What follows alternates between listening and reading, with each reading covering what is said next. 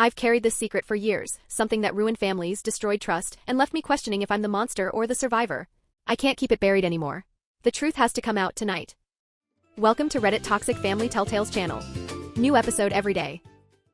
Sanchez stomped down on my hand in the chow line and sneered. Did I say you could eat? His boot ground into my fingers like he was testing how much pain I could swallow before breaking. And when I tried, just for a second, to push back, he pressed a baton against my throat so hard I could feel the pulse in my neck. You'll be begging for a fix by tomorrow, he whispered. I stayed quiet. What else could I do? That was 16 months ago. This morning, though, I saw that same man led into court, shackled at the wrists, and his eyes locked on me the entire time. Flashback to when this started. I walked into Central State Correctional dressed for the part, fake track marks on my arms, clothes stinking of cigarettes, hair greasy and lifeless. I twitched like a man strung out on his last nerve, and the officer escorting me nodded as if to say, perfect performance. The intake guy barely even glanced my way. Another tweaker, he muttered, tossing an orange jumpsuit at me like I wasn't worth the oxygen I was breathing. Then came the kicker, Cell Block D. The infamous wing where 14 inmates had turned up dead in just half a year. Every single one chalked up as suicide or overdose. That was my assignment. My only rule? Keep the wire hidden in my shoes. If they found it, this mission would end in a body bag. Officer Sanchez grabbed my arm on the way in, fingers digging deep enough to bruise. Junkies always cause problems, he told the other guards. This one's already shaking. I almost laughed. Good thing the tremors were part of the act because my nerves were screaming. Every second I spent there was proof of how fragile this cover really was. The processing room smelled like bleach layered over years of despair. Sanchez shoved me into the wall during the strip search, cackling when I stumbled. Can't even stand upright, he said. How long till this one's puking from withdrawal? Kent joined him, treating me like some diseased animal. Stick him in the junkie cell, he smirked. Let Lamar deal with him. My new home was a concrete box, stained with God knows what, where Carlos, my cellmate, whispered. The last 3 guys in this bunk? Didn't make it a month. They overdosed. He even did air quotes. Problem is, they weren't users. Dinner that night proved the hierarchy. Normal inmates got trays with food. D block? We got scraps. Sanchez strutted along the line, booting trays away when hands reached out. Junkies don't deserve hot meals, he barked. When I reached for a crust of bread, he stomped on my hand again. Deja vu. And the whole time, the wire in my shoe recorded every single word. The next morning, the real horror showed itself. Roll call ended and Sanchez and Kent yanked 2 men from their cells.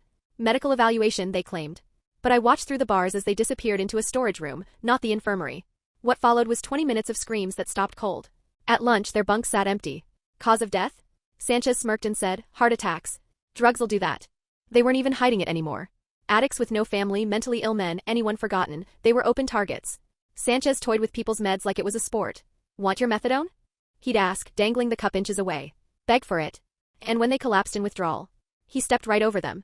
Natural selection, he muttered. Kent somehow was worse.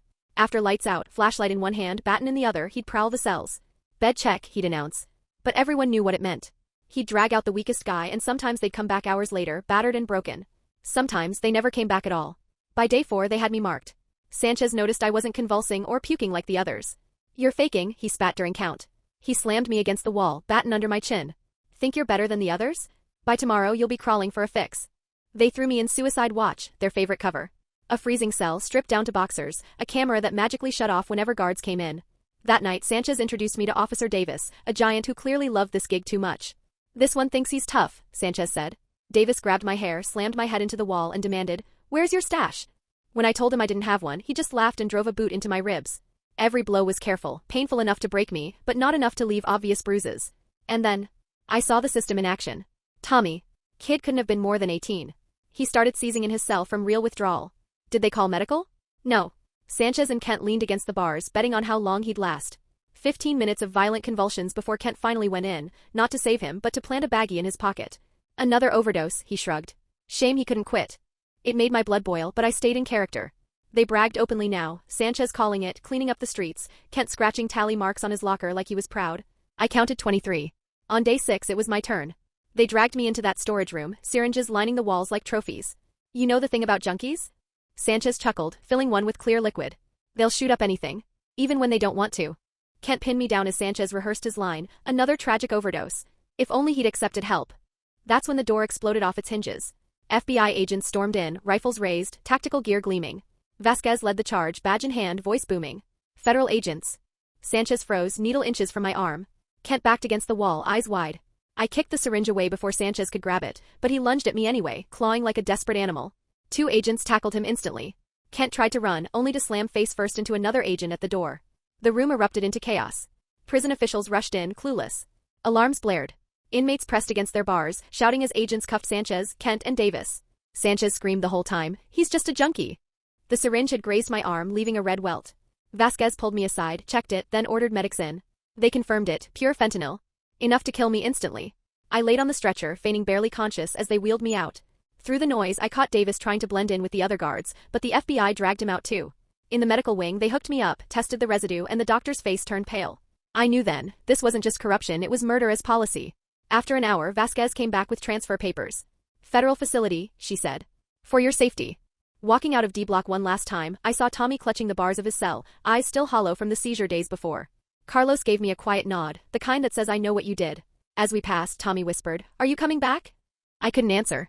But Vasquez did. He did what he had to do. And in that moment, every inmate's eyes followed me, whispers rippling through the block. They knew. 3 hours later, I was sitting in an FBI conference room, tugging off my sneakers with the wire stitched into the soles. My hands wouldn't stop shaking as I handed them over to evidence. 6 straight days of recordings lived inside those shoes. Agent Vasquez pulled out a board covered in photographs, 23 faces, 23 inmates who'd all died in the past year. They stared back at me, frozen in time, young men who never made it home. She told me the recordings would finally get justice for them. But all I could think about was Tommy, still stuck inside those walls. Who was watching his back now? The tech team dove into the audio and uncovered even more than we expected. Bank records showed Sanchez and Kent weren't just corrupt, they were cashing in. Thousands of dollars every month, dirty money funneled through accounts. They weren't just killing inmates, they were profiting, selling the very drugs they claimed were responsible for overdoses. And stamped at the bottom of every phony death certificate? Warden Blackwood's signature. He'd signed off on all of it. The FBI widened the net. Financial records, phone logs, surveillance, it was all coming down. But me? I couldn't stop replaying Tommy's seizure in my head. 2 nights later, I was in the safe house they stashed me in. Sleep? Forget it. Every time I shut my eyes, I saw him, body shaking, guards laughing. Just when I thought I'd break, Vasquez called. She said Tommy and a dozen other vulnerable inmates had been moved into protective custody. Carlos, my old cellmate, was helping investigators piece together which deaths were real overdoses and which were staged. The recordings had captured 47 hours of solid, damning evidence. Enough to bury those guards. But 23 were already gone. And nothing, not indictments, not prison sentences, could bring them back. When the story hit the news, my name stayed hidden, but the world learned about Operation D-Block. Cameras zoomed in on grieving mothers clutching photos of sons who'd died in those cells. One woman held up a picture of her 19-year-old, never touched drugs until he went to Central. He was one of Kent's hash marks on that locker. She cried into the microphone, saying her boy had anxiety, that the guards saw weakness and pounced. Family after family came forward, echoing the same story. A week later, federal prosecutors took the reins. A full team was assigned to build charges, and they wanted me ready to testify. Safe but visible. 3 guards who hadn't been arrested stepped up, confessing they'd seen things but were too scared to blow the whistle. One described watching Kent drag a kid to the storage room. The kid never came back. Another said Sanchez bragged openly, "One junkie at a time, we're cleaning the streets." Davis, the brute, was already hiding behind the excuse of just following orders. Then Vasquez hit me with news that made my blood run cold. Records showed Sanchez had worked at 2 other prisons before Central. Both facilities had mysterious spikes in inmate deaths during his tenure. This wasn't a one-time scheme, it was a pattern. A career of killing. As if to drive that home, my phone buzzed while she spoke. It was Carlos calling from inside. He said the prison had flipped upside down. Guards who weren't locked up were jumpy, terrified they'd be next. And the inmates? Some were plotting payback. The power balance had shattered and chaos was brewing. 2 days later, the FBI cracked open Kent's locker. Inside, behind a spare uniform, they found a hidden phone. What was on it made seasoned agents go silent. Videos. Dozens of them. Souvenirs. The first clip showed a boy named Miguel, maybe 19, sobbing, pleading as Kent pinned him down and forced a needle into his arm. Another video showed Sanchez, smug as ever, teaching Davis where to stick the syringe so it looked self-inflicted. He laughed, pointing at veins, mocking the coroner for being so easy to fool. I lasted 3 minutes before bolting to the bathroom to vomit. The evidence was airtight, but the sound of those kids begging, the sight of their faces, it shattered something inside me. Knowing I'd been just 50 feet away when some of those horrors played out, that weight doesn't go away. A week later, I found myself across from Assistant U.S. Attorney Jennifer Huang. She was sharp, methodical, but her face stayed grim as she laid out the defense playbook. Sanchez's lawyer was already screaming entrapment, claiming I'd provoked the violence just to climb the FBI ladder. Absolute garbage, the wire proved otherwise, but Huang warned me they'd try to annihilate my credibility. Page after page, they painted me as an opportunist, a liar, an actor. And honestly, they weren't wrong about one part. I had been acting. But the monsters I exposed weren't scripted. Meanwhile, Carlos's nightmare notebook became a weapon. 2 weeks after the arrests, he was finally released. He walked into the safe house, thinner, older, like prison had stolen a decade from him. In his hands, a battered notebook crammed with names, 43 inmates who'd died under suspicious circumstances. Each death logged in neat handwriting, complete with dates and details. The worst part wasn't dying, he told me. It was knowing it was happening and not being able to stop it. For him, it wasn't evidence. It was a graveyard. Then came Warden Blackwood's dramatic exit. He resigned, loudly proclaiming ignorance. But the FBI wasn't fooled. They raided his office the same day and caught his shredder running hot, the bin stuffed with still warm strips of paper. Forensics began the painstaking job of piecing it back together, while furious families demanded his arrest. The guard union doubled down, calling Sanchez and Kent good men railroaded by politics. Meanwhile, guards at Central started getting anonymous death threats. The whole system was tearing itself apart. By week 3, the FBI forced me into counseling. Dr. Brennan asked how I was processing the trauma. Trauma. Such a small word for 6 days of watching men die while I pretended not to care. I told her about Tommy seizing, about dinners I ate while others starved, about the silence I kept while bodies piled up. She gave me sleeping pills, but they couldn't block the dreams. A month later, Vasquez arranged for me to meet Tommy's mom, Linda Walsh. The second she saw me, she broke down, clinging to my hands, thanking me for saving her boy. Tommy was in rehab now, clean for the first time in years. He'd testified on video about the seizure, about the drugs they planted on him. His words could tip the case. Linda kept saying he was just a kid, that if I hadn't been there, he'd be gone. I didn't tell her how close we came to losing him anyway. 6 weeks after the arrests, the forensic team finally cracked Blackwood's shredded stash. What they found was sickening: bank transfers. $2,000 for every overdose in D Block. The payments came from a medical supply company run by Kent's brother-in-law. They were billing the state for addiction treatment while murdering the very people who needed it. And worse, this company had contracts with 5 other prisons. By 2 months, defense attorneys went on the offensive, trying to get the wire tossed. Privacy rights, invalid warrants, you name it. Judge Patricia Reeves scheduled hearings. Prosecutor Hang was confident, but warned me about the defense bulldog Mitchell Graves. The guy had gotten 3 dirty cops acquitted in the last 5 years. She told me straight, he's going to make you the villain. 10 weeks out, I finally saw my mom. She'd pieced together the timeline from the news, realized my work trip had been something else entirely. Her hands shook as she asked why I never told her the truth. She kept saying, you could have died. You could have vanished and I'd never know why. I couldn't bring myself to tell her about the storage room, about the syringe filled with fentanyl, about how Kent's thumb was literally on the plunger when the FBI stormed in. 6 weeks later, Carlos sat in front of the grand jury, his notebook spread across the table. Name after name: Miguel Rodriguez, James Park, Anthony Williams. 17 total. For each one, the prosecutor displayed a photo while Carlos described their last moments: Miguel begging for seizure meds, James collapsing from untreated diabetes, Anthony screaming for 2 hours before going silent. 5 other D-Block survivors testified after him, each confirming the pattern. 40 minutes. That's how long it took the grand jury to indict. The same week, Sanchez's wife went on TV, crying about how her husband was innocent. She set up a GoFundMe, raised $12,000 in 2 days. The reporter nodded along sympathetically, right up until they aired Tommy's testimony. The footage showed Sanchez and Kent standing outside Tommy's cell while he seized. Kent checked his watch. Sanchez counted cash. They bet on how long the kid would last. When Kent finally went in, it was just to plant drugs in his pocket. The fundraiser vanished from the internet within an hour. The pre-trial hearing was brutal. Defense attorney Graves put me on the stand, pulling up photos. Me, clean-cut in training. Then me, greasy and twitching undercover. Which one's the real you? He asked the jury. The professional agent? Or the junkie actor? And if he could fool an entire prison, maybe he's fooling you too. Objection sustained, but the damage was done. I saw doubt flicker in the jurors' eyes. That afternoon, Maria Rodriguez, a nurse from Central, stepped forward. She'd been copying medical records in secret for months. Her files showed every overdose victim had tested clean days earlier. She'd raised the issue with Blackwood 6 times. He'd told her to shut up or quit. Her evidence tied 23 deaths directly to the scheme. 3 months in, I'd lost 15 pounds, couldn't keep food down, my hands shook constantly. Vasquez ordered me to rest, but instead I pored over victim files. Miguel, 19, with a baby daughter. James, 22, proud of his GED. Anthony, 24, wrote poetry his mother kept in a shoebox. Their families had blamed them for overdosing, never knowing guards had murdered them. Then came the biggest bombshell yet. Officer Davis flipped. In exchange for 5 years instead of life, he spilled everything. How Sanchez recruited him, how they picked inmates without family, how they justified it as cleaning up society's trash. Even confessing, he still called them junkies. That's how deep the rot went. Week 13, I finally admitted to Brennan, the therapist, what haunted me most. The storage room. The needle. Sanchez's hands steady, Kent holding me like I was nothing, and me thinking, this is it. Everyone will believe I was just another junkie who overdosed. The tremors I'd faked for my cover? They were real now. My body remembered, even when my brain wanted to forget. 2 weeks later, Tommy took the stand at the preliminary hearing. Clean for 2 months, 20 pounds heavier and steadier than I'd ever seen him. His voice shook at first, but then it hardened. He told the court about the starvation, how guards deliberately withheld meals. He told them about meds denied until seizures hit. About the mind games, offering help just to laugh when desperate inmates believed them. When the judge asked, "Why didn't you report this sooner?" Tommy just stared. Then he answered with the truth that gutted the room: they were the authorities. Who was I supposed to tell? That one sentence shifted the whole case. Suddenly it wasn't bad apple guards. It was systemic rot. Then came another bombshell. Investigators found Sanchez's second phone, stashed in his garage ceiling. On it? Messages with guards from 4 other prisons. They weren't just killers, they were collaborators. They shared tips for staging deaths. Compared body counts like baseball scores. It wasn't one prison. It was a network stretching across 5 states. We hadn't stumbled on an isolated crime. We'd ripped the lid off something much bigger. 3 days later, Vasquez handed me a letter. Linda, Tommy's mom, had written it.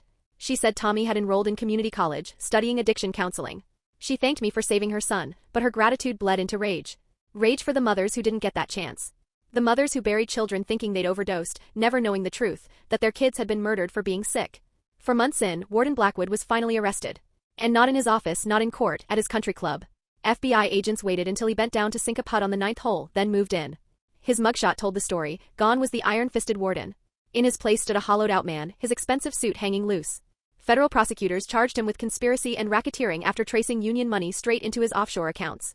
Within hours, guards all across California were calling in sick, requesting transfers, panicking. For 3 straight days, the news ran the story like a circus. Reporters camped outside Central's gates.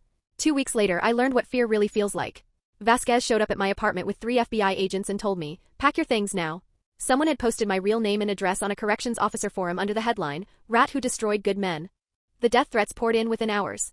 They moved me to another safe house, this one with bulletproof windows and panic buttons in every room. I got letters from ex-inmates thanking me for what I'd done. And just as many messages from guards' families, photos of their kids, notes saying I destroyed their lives. Meanwhile, the defense attorney Graves got his hands on our video evidence during discovery. And within 48 hours, edited clips leaked to the media. The footage was spliced to show inmates fighting, flailing, looking high. No context, no truth, just propaganda. Overnight, social media filled with comments calling the guards heroes protecting society.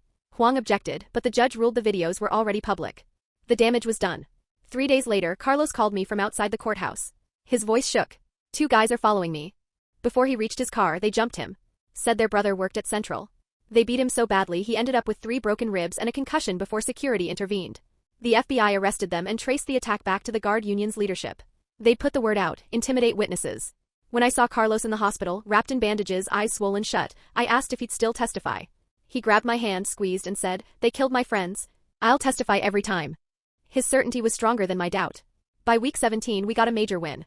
The judge ruled the wire recordings were fully admissible. But she also dropped a gut punch. The defense would be allowed to bring in the victims' character evidence. Their records, their addictions, their mental health struggles, all of it would be dragged out in front of the jury. Hang argued it was victim blaming. The judge called it full context. In other words, the dead would be tried alongside their killers. Month 5, I sat in a gray conference room with 6 other undercover agents who'd testified in corruption cases. They swapped war stories like battle vets. Death threats that lingered for years. Families uprooted, identities abandoned. One agent hadn't used his real name in 3 years. Another had moved his family 4 times because people kept finding them. The operation ends, one said, but cover never does. I realized that was my future. The leaked videos crushed Tommy. Seeing himself seizing on the floor triggered everything he'd fought to overcome. Linda called me sobbing. Tommy had relapsed after 8 months clean. Graves pounced instantly, filing a motion to discredit Tommy as a witness. Paint him as just another junkie who couldn't stay sober. 2 days before the next hearing, a janitor cleaning Central stumbled on a hidden metal box behind a panel in the storage room. Inside was Kent's leather journal. Pages filled with his handwriting. Not just hash marks this time, detailed entries. Dates, names, amounts paid, and methods used. 57 murders in 3 years. Far beyond what we'd known. Each entry spelled out who ordered the hit, why the inmate was chosen, and how the guards split the money. This wasn't sloppy. It wasn't random. It was systematic. Premeditated. Profitable. That journal shattered any defense about accidents or mercy killings. The next week, Dr. Brennan pressed me in therapy about survivor's guilt. I admitted the truth. I was the one with the wire recording, while 57 people died unheard.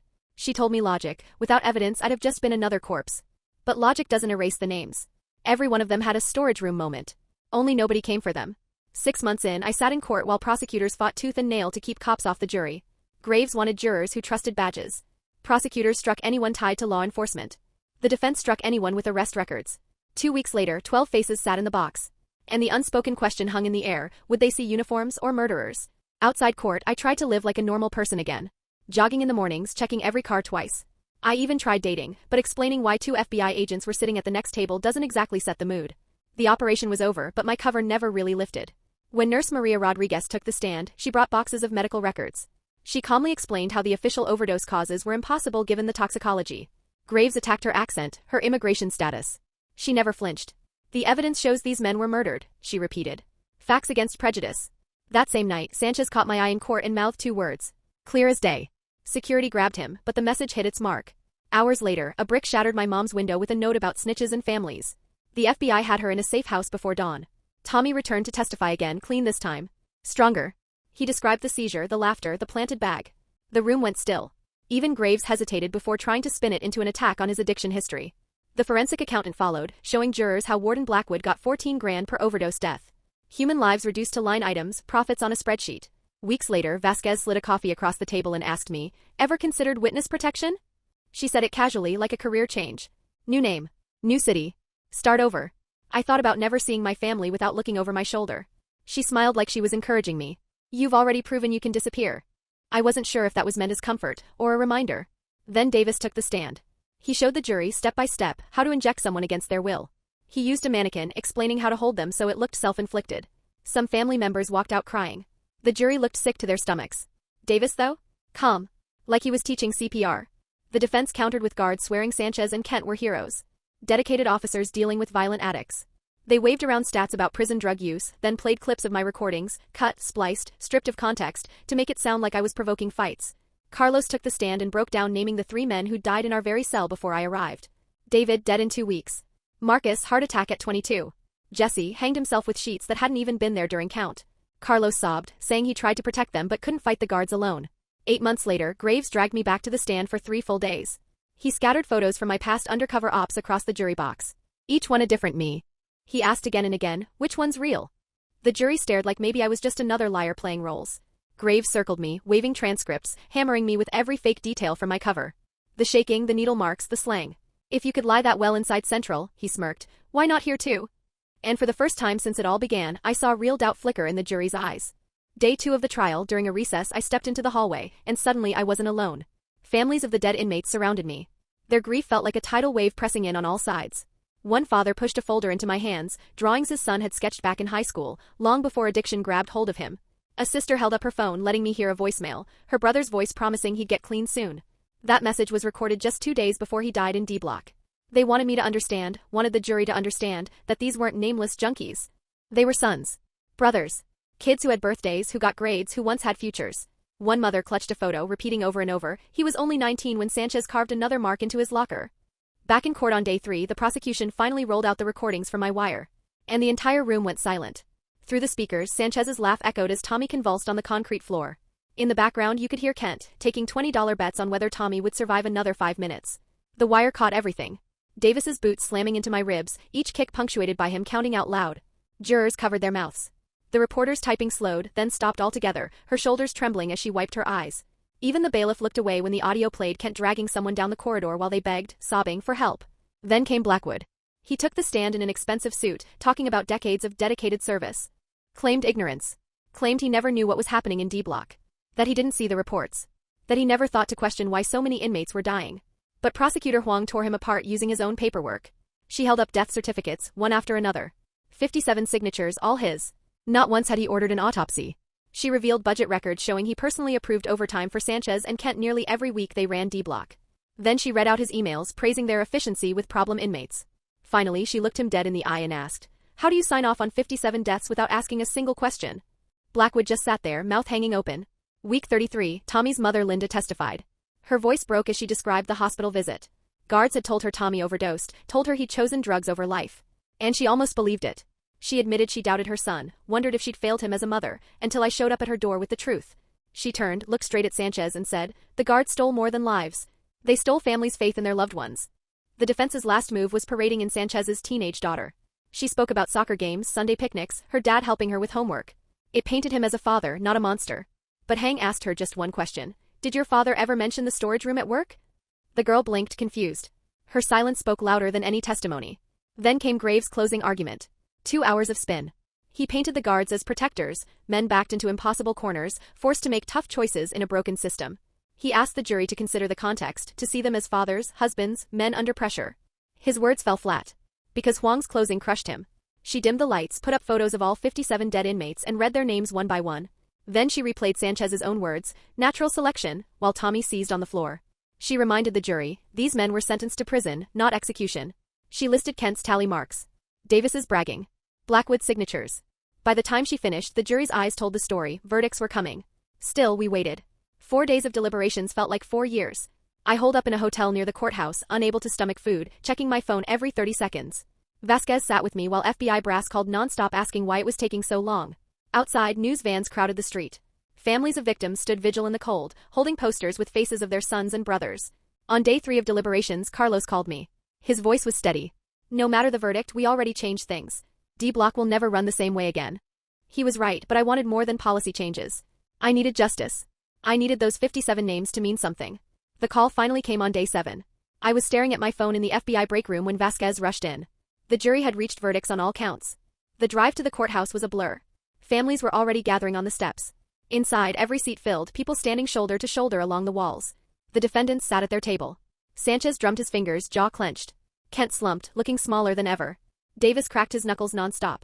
Blackwood stared into nothingness, stone-faced. The judge entered. The jury filed in, their faces unreadable.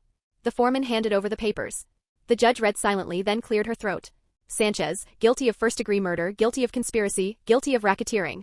Kent, guilty on all 23 counts including murder, assault, conspiracy, civil rights violations. Davis, guilty of conspiracy to commit murder, guilty of aggravated assault. Blackwood, guilty of conspiracy, racketeering, and dereliction of duty. The courtroom erupted, families crying, shouting, clinging to each other. Linda threw her arms around me in a hug so tight I could hardly breathe. But through it all, Sanchez turned in his chair, eyes locked on me, and mouthed words I understood clearly. Words meant only for me. Sentencing was scheduled for 6 weeks later. Defense attorneys immediately started pleading for leniency. They pointed to military service, clean records, families who needed them. Sanchez's wife had cancer. Kent's father died a decorated cop. Davis had served 2 tours in Afghanistan. Blackwood had 30 years of commendations. The prosecutors countered with 57 victim impact statements. Pages and pages of shattered families.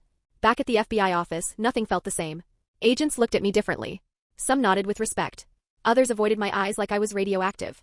My supervisor called me in, suggested maybe I should transfer to financial crimes. Said it would be less intense. But after hunting killers in uniform, how do you go back to chasing spreadsheets? Everywhere I went, whispers followed. Conversations stopped when I walked by. 3 weeks later, a letter arrived with Tommy's handwriting on the envelope.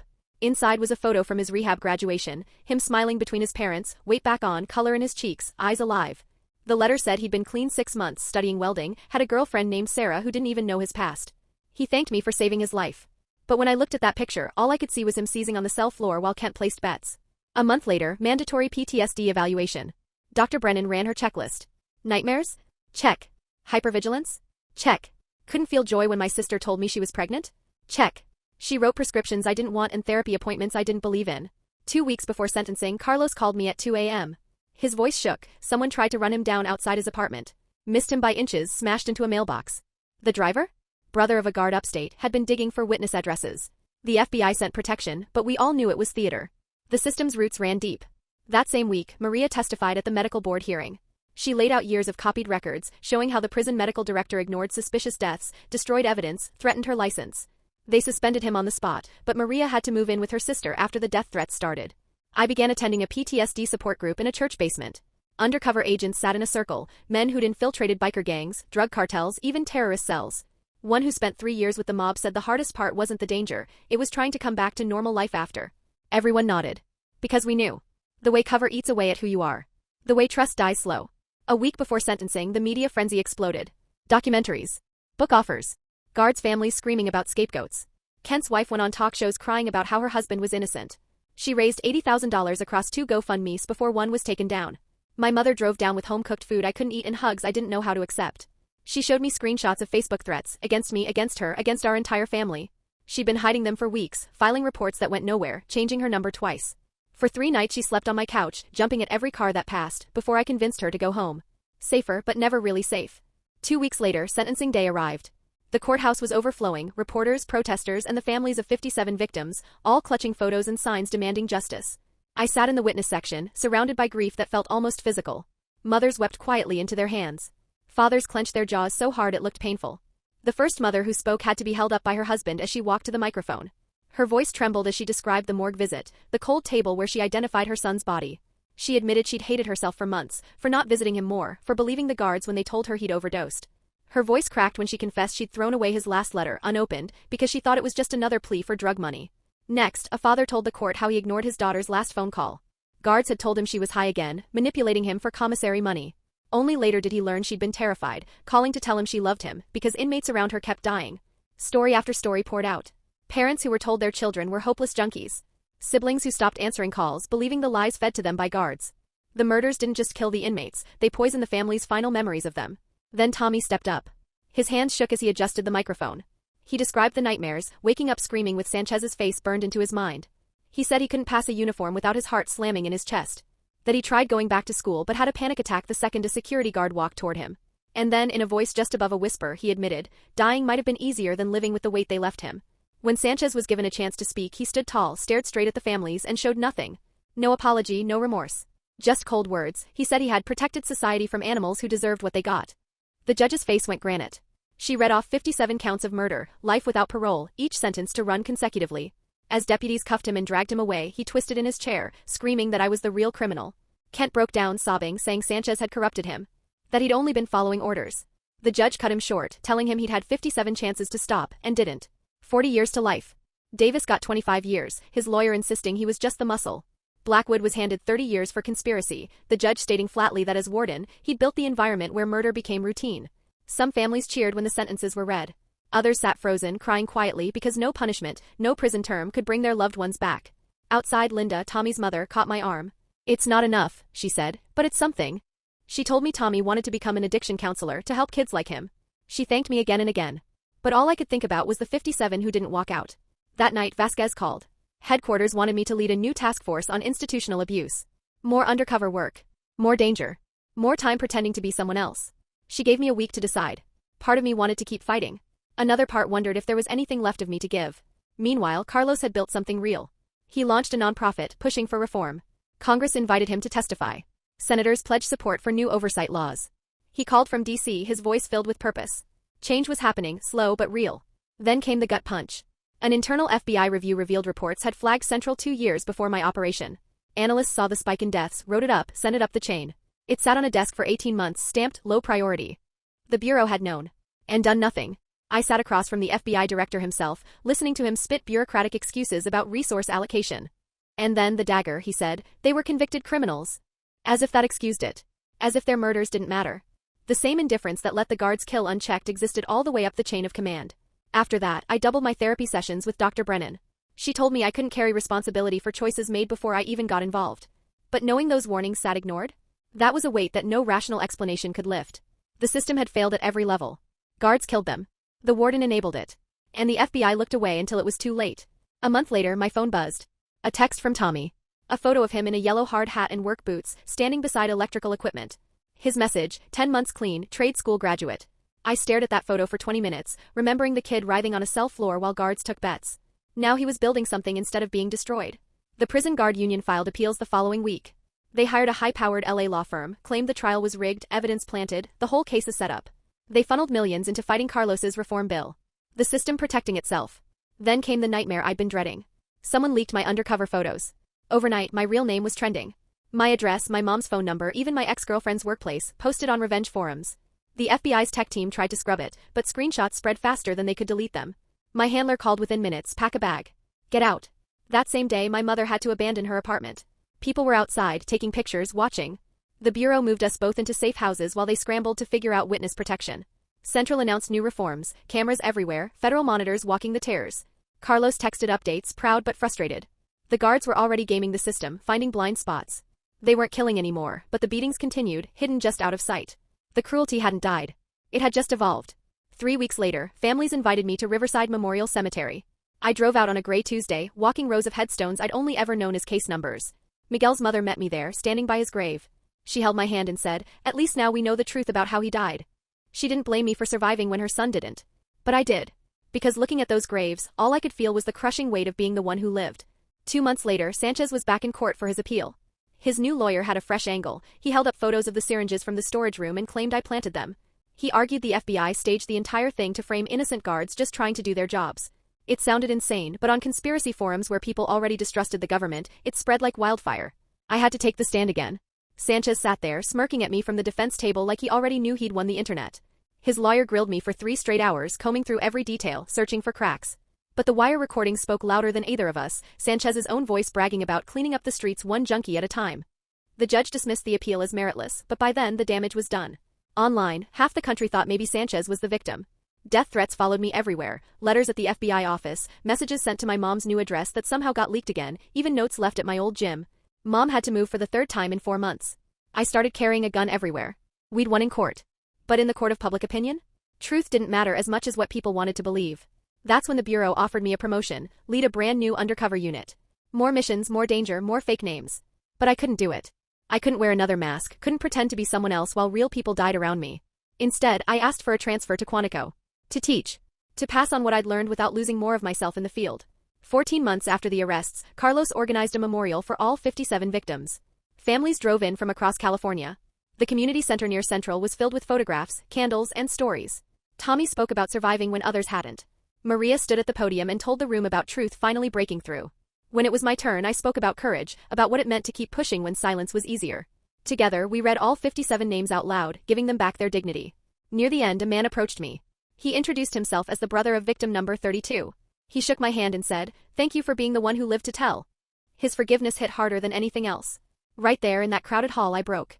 Tears I'd been holding back for over a year came pouring out. Tears for the 57 who never walked out, for Tommy who almost didn't, for Carlos who endured it all, for the families who would never get their loved ones back.